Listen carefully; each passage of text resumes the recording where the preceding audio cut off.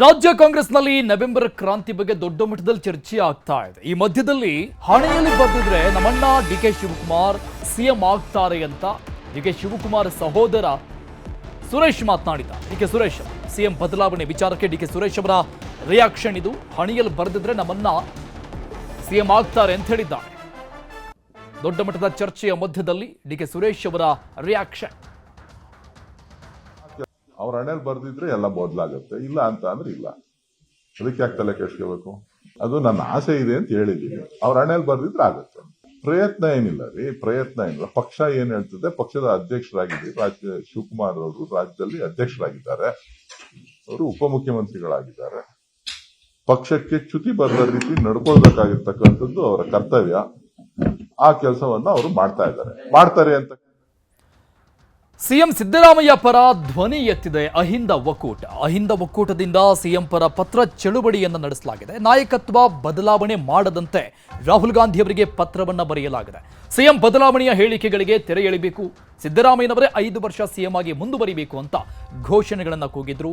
ರಾಹುಲ್ ಗಾಂಧಿಗೆ ಪತ್ರ ಚಳುವಳಿ ಮೂಲಕವಾಗಿ ಈ ರೀತಿಯಾಗಿ ಅಹಿಂದ ನಾಯಕರು ಮನವಿಯನ್ನು ಮಾಡಿಕೊಂಡಿದ್ದಾರೆ. ಮೈಸೂರಲ್ಲಿ ಅಹಿಂದ ಒಕ್ಕೂಟದಿಂದ ವಿಶೇಷವಾಗಿ ಮನವಿ ಸಲ್ಲಿಕೆ ಆಗಿದೆ.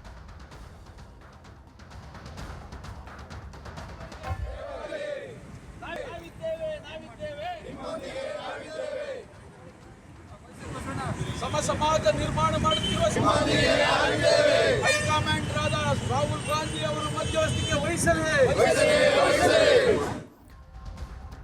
ಇದು ಕಾಂಗ್ರೆಸ್ ಶಾಸಕಿ ಆಪ್ತನ ಅಶ್ಲೀಲ ಕಥೆಗಳು. ಹೆಣ್ಮಕ್ಕಳ ಅಶ್ಲೀಲ ವಿಡಿಯೋ ಇಟ್ಕೊಂಡು ಬೆದರಿಕೆ ಹಾಕ್ತಾ ಇದ್ದಂತೆ ಈತ ಜೊತೆಗಿದ್ದ ಸ್ನೇಹಿತರ ಮನೆಯವರಿಗೂ ಕೂಡ ಬ್ಲಾಕ್ ಮೇಲ್ ಮಾಡ್ತಾ ಇದ್ದಂತೆ.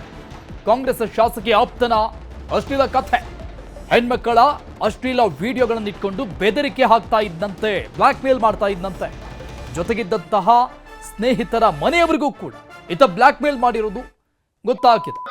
ಶಾಸಕಿ ನೈನಾ ಮೋಟಮ್ಮ ಅವರ ಆಪ್ತ ಆದಿತ್ಯ ಮನೆಗೆ ನುಗ್ಗಿ ರಾಯಲ್ ಟೀಮ್ ಹಲ್ಲೆಯನ್ನು ನಡೆಸಿರುವುದು ದೃಶ್ಯದ ಗಮನಿಸ್ತಾ ಇದೆ. ವಿಡಿಯೋ ಆಡಿಯೋ ಇಟ್ಕೊಂಡು ಬ್ಲಾಕ್ ಮೇಲ್ ಮಾಡ್ತಾ ಇದ್ದ ಅನ್ನುವ ಗಂಭೀರ ಆರೋಪ ಇದೆ.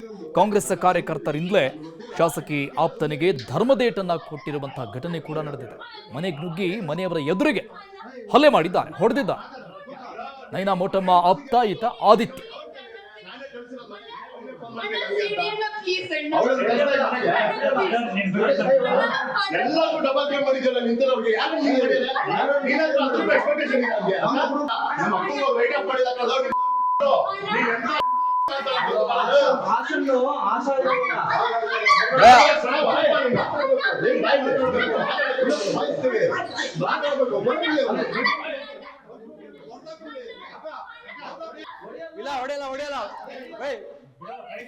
ಶಾಸಕಿ ನೈನಾ ಮೋಟಮ್ಮ ಆಪ್ತನ ಅಶ್ಲೀಲ ಕಹಾನಿ ವಿಚಾರಕ್ಕೆ ಸಂಬಂಧಪಟ್ಟಂಗೆ ತನಿಖೆ ನಡೀತಾ ಇದೆ. ಒಂದು ಕಡೆ ಸತ್ಯಾಸತ್ಯತೆ ಹೊರಗೆ ತರ್ತೀವಿ ಅಂತ ಚಿಕ್ಕಮಗಳೂರು ಎಸ್ಪಿ ವಿಕ್ರಮ್ ಅವಟೆ ಈ ಸಂಬಂಧಪಟ್ಟಂಗೆ ಮಾಹಿತಿಯನ್ನು ಕೊಟ್ಟಿದ್ದಾರೆ.